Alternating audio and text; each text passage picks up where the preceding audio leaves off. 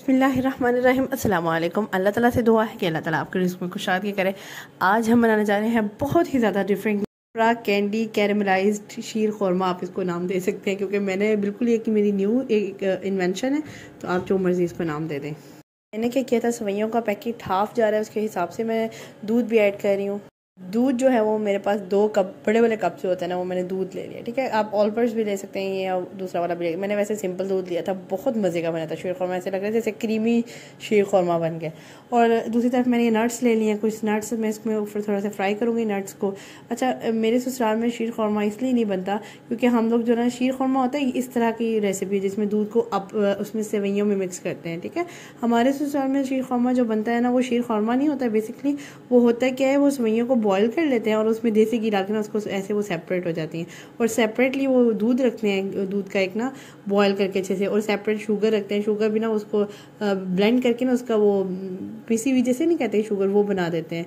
वो बना के ना तो इस तरह से वो खाते हैं, जैसे दूध खुद ही ऐड करते हैं खुद ही। तो ये शीर खुरमा बेसिकली होता नहीं है, तो इसलिए मैं आपको ये कह रही हूँ कि हमारे घर में, मेरे ससुराल में, हमारे मतलब अम्मी की तरफ तो बनता था शीर खुरमा, लेकिन यहाँ पे थोड़ा इस तरह से डिफरेंट खाते हैं।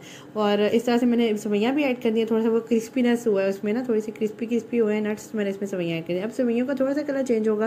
दूसरी तरफ ये हमारा दूध बॉयल हो रहा है, मैंने क्रीमी दूध लिया था। क्रीमी मतलब मलाई जो थी ना, वो मैंने थोड़ी सी उसमें वो भी ऐड कर दी थी ताकि वो थोड़ा मज़े का टेस्ट आए इसका ना, दूध का ना, सेवइयों का स्पेशली।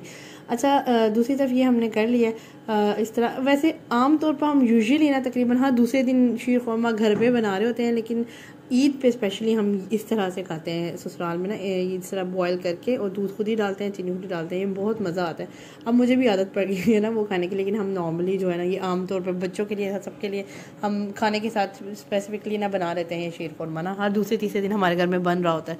इस तरह से मैंने दूध में बॉयल आ गया था, बॉयल आने के बाद ना मैंने ये जो मिक्सचर बनाया था ना, उसमें मिक्स किया था ये नट्स वाला और सेवइयों वाला, ये ना मैंने इसमें दूध में ऐड कर दिया। अब मैंने इसको 1 से 2 दफ़ा ना इसको मैंने बॉईल कर लेना है। ठीक है, इसको ज़्यादा मैंने ना थिक नहीं करना क्योंकि मुझे थोड़ा लिक्विड ही अच्छा लगता है। आप जिसको जिस तरह का अच्छा लगता है तो आप उस तरह का कर लें। याद रहे हमने भी चीनी ऐड नहीं की।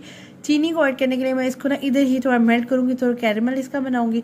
कैरेमल बनाना कोई इतना मुश्किल काम नहीं है, बहुत आसान है। अक्सर लोग केक के लिए भी कैरेमल बनाते हैं इस तरह की। ये देखिए आपके सामने मैंने चीनी डाली है, जितनी आप मतलब लेते हैं चीनी, मैंने 2.5 सर्विंग स्पून मैंने ना इसमें शुगर ऐड कर दी है। आप जितनी लेते हैं उतनी ऐड कर लें। थोड़ी इसको ना मेल्ट होने के लिए रखना है आपने। ठीक है, आहिस्ता आहिस्ता इसको चमचा हिलाते जाएं और आप मेल्ट होने कोशिश कीजिएगा।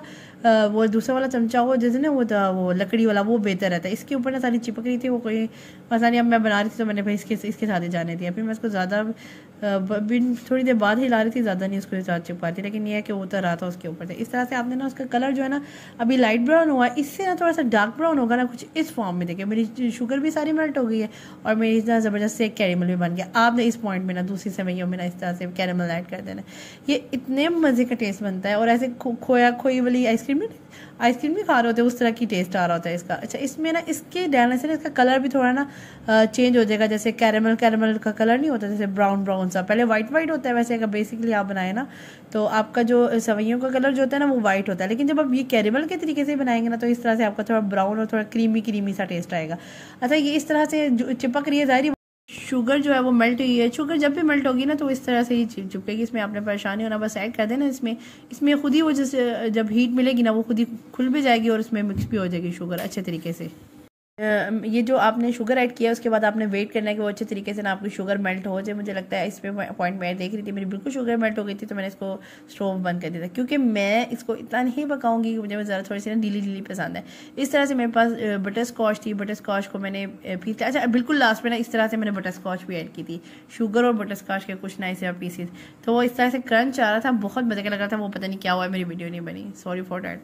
अच्छा, अब मैंने क्या किया, ये दूसरी आधी मैंने इसमें डाल दी थी बटर स्कॉच, थोड़ी मोटी आपने पीस के डालनी है, क्रश करके डालनी है, ज़्यादा ब्रीक नहीं बना लेनी। वो फिर उसका क्रंच आता है ना, बट इसमें सेवइयों में बहुत मज़ा आया था इसको खाने में।